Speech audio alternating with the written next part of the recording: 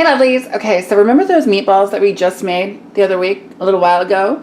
So I'm making pasta sauce, as you can see. Ta-da!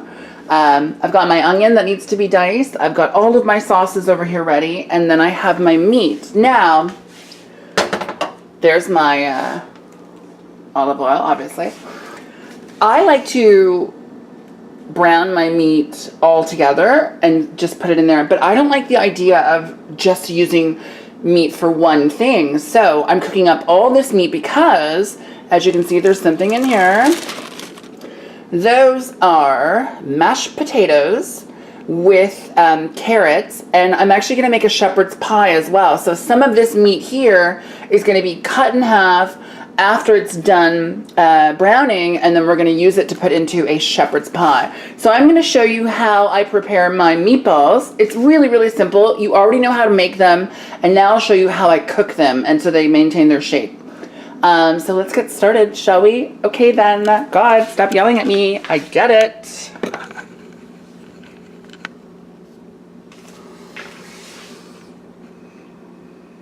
Okay, so of course, one of our first steps is going to be dicing our onion, but we need to heat up our pan, put a little bit of olive oil in it.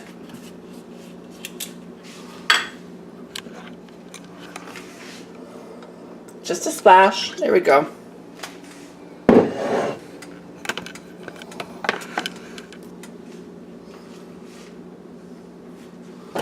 And now I saw this little trick thing here on a cooking show, and I was like, wow, that's brilliant.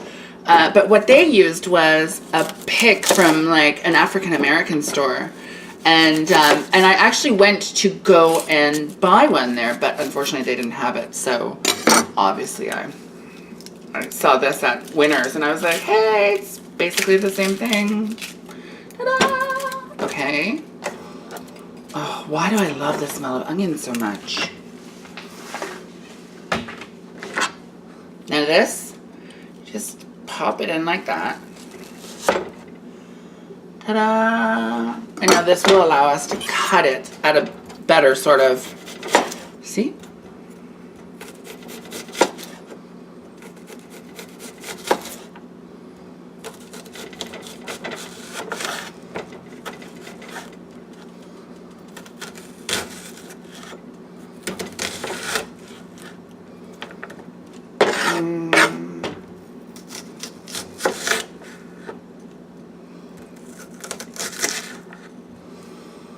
Ta-da! And then we're just going to peel these off like that.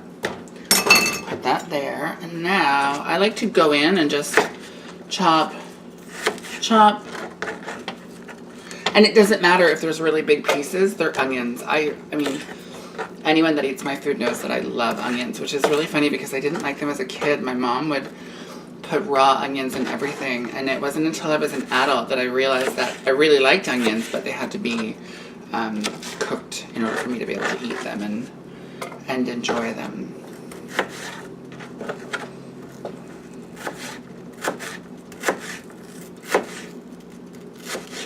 Now I have one of those like magic bullet things. I could have used that to crush the stuff up, but it's super loud, and you know me, I don't really like to do a lot of editing to my videos. I like to try to do it all in one sort of setting so that you can see that I didn't cheat on anything.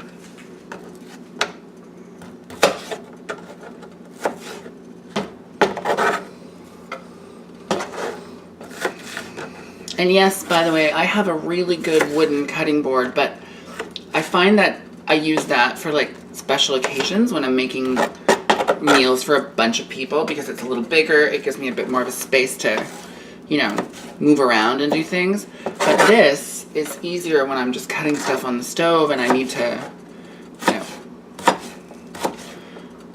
get it all ready. Ooh, hello.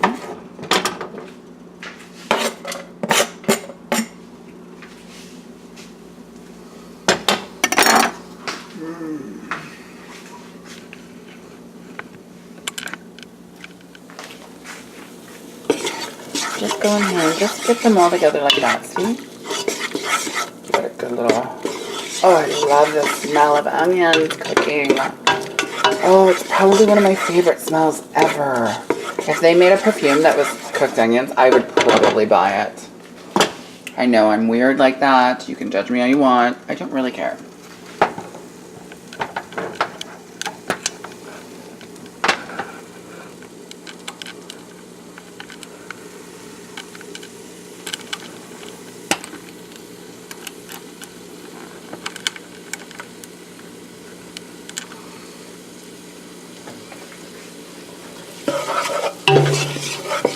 Now, one thing that I didn't really know about until recently, and Chef Mario Battelli talked about this on the Chew, and it was onions should never be rushed. If you really want to get all the flavor out, you should slow cook them like this. You should never rush them.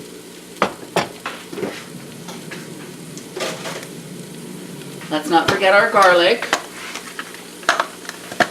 because we all know I love my garlic.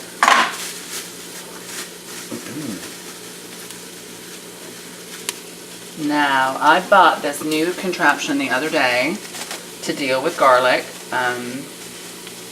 because I found the Betty Crocker thing that I was using, it was really difficult to get that one last little out of it, so we'll see if this thing works better.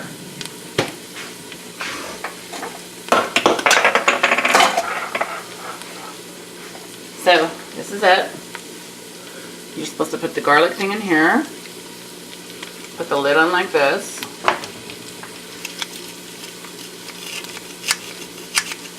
Oh my god, it works. Look at that. Oh, this is heaven. And you just push it down. Oh, amazing. Amazing. I'm in love. And P.S. I got this at the dollar store.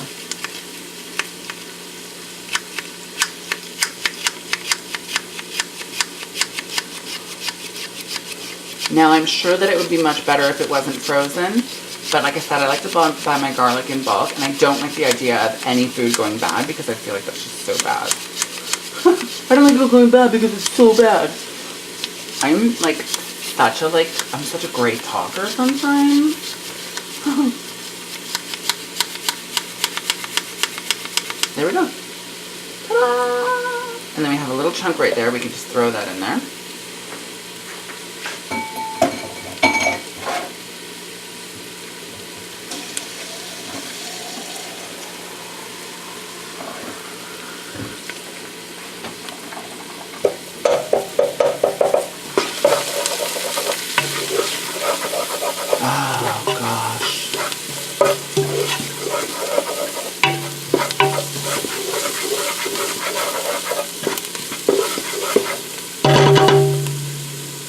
How beautiful does that look? Okay, so I like to use ground pork. I'm a really big ground pork person. I think that ground pork holds flavor better than a lot of other meats. And it's good for you, right? Extra lean ground pork. There you go. Put that in there like that. And of course, there's my 3-pack of veal and everything again because, well, I'm addicted to the flavors that this 3-pack here brings out in other foods, so I love it. And then we're going to throw one last thing of pork in there. Oh my goodness, look how meaty that is.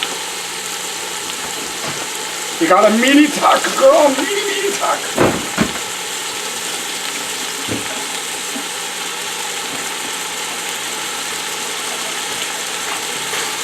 And just get in there. Don't be afraid to get your hands dirty when you're cooking. It's gonna happen.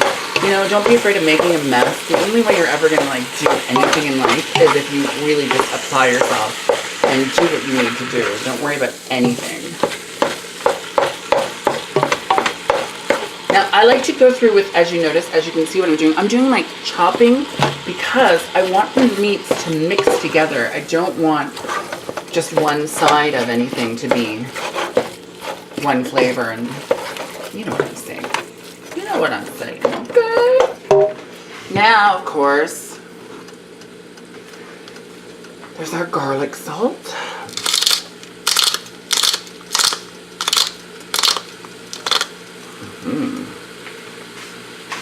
Yum, yum, give me some. Onion salt.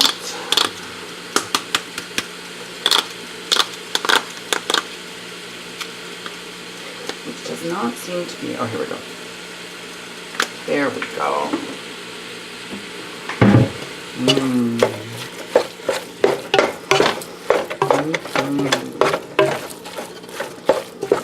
So yummy.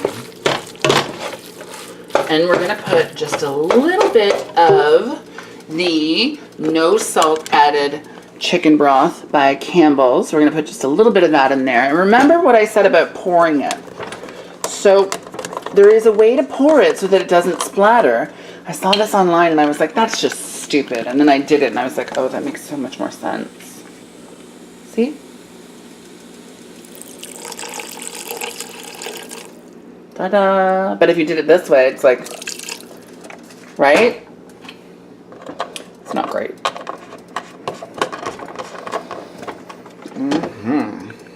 Oh yeah, baby. I don't know why, but as I said, oh yeah, baby, I heard the plug it in song. Sometimes I'm just, well, I'm a special kind of Samantha, you know? And you know that nothing is ever complete in my house without hot sauce. It's just the way it is. Sorry about it. Not sorry about it.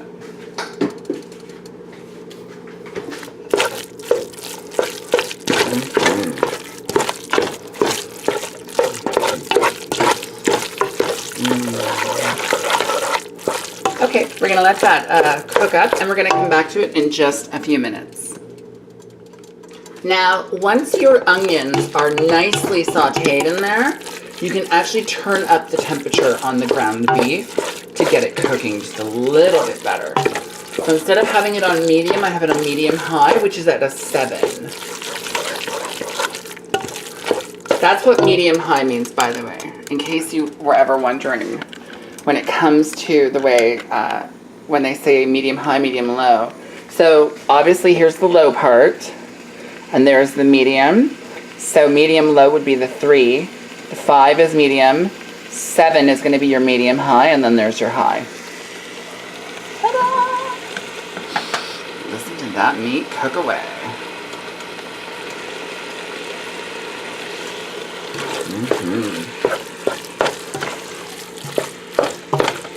Now, for the shepherd's pie, we're not going to fully cook brown the meat all the way. We're just going to get it so that it's in between cooked and not quite cooked, because we don't want it to be dry when we add it into our potato mix. I'm going to put those potatoes away because once we take our meat out of here for the shepherd's pie, we're going to let it cool down.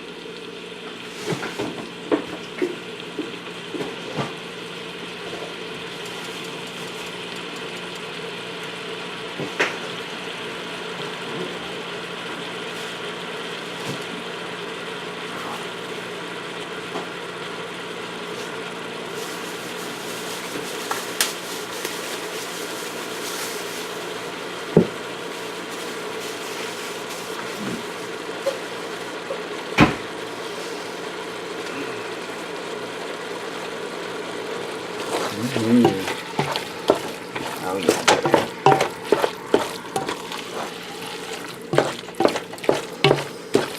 It's gonna be such a meaty sauce.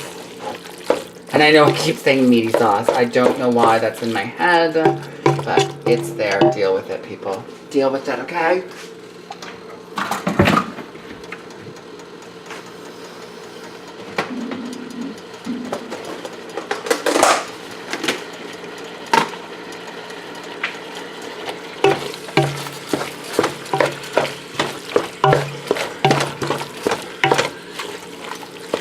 Okay, so that looks like it's pretty much ready to go into our other dish to set it off for our shepherd's pie.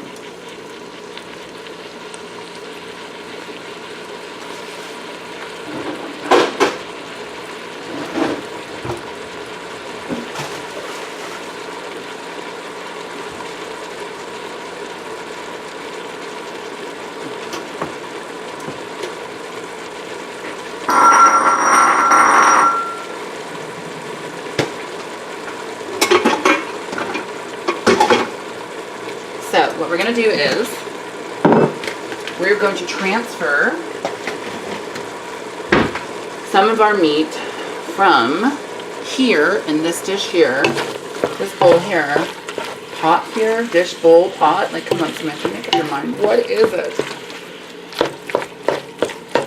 We're going to get out our bigger spoon here. Now this one has a drain on it. We don't want to get too much of the juice up in here.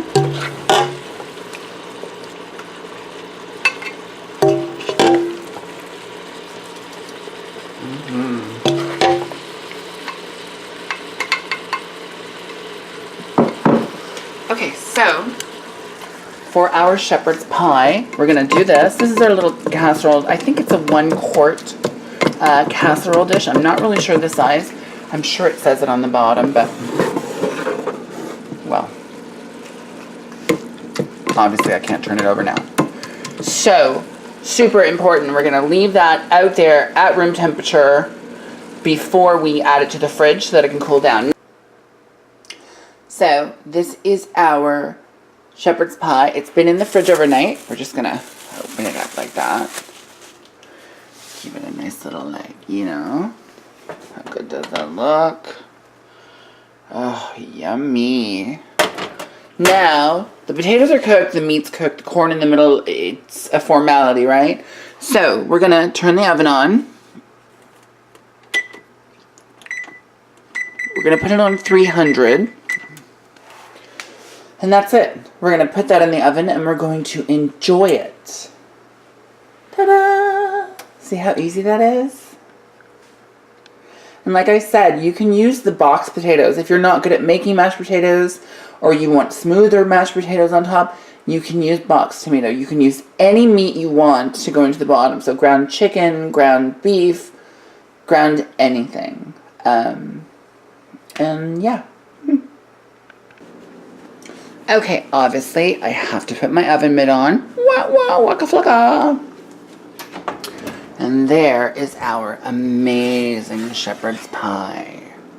How good does that look? Now, the one thing that I've never been very good at when it comes to shepherd's pie is getting it out of the dish the way they do in the stores.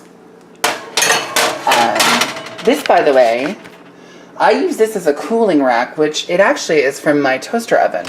How cool is that? Let me just clean off my camera. I wasn't expecting to show it. Sorry about that. Sorry about that.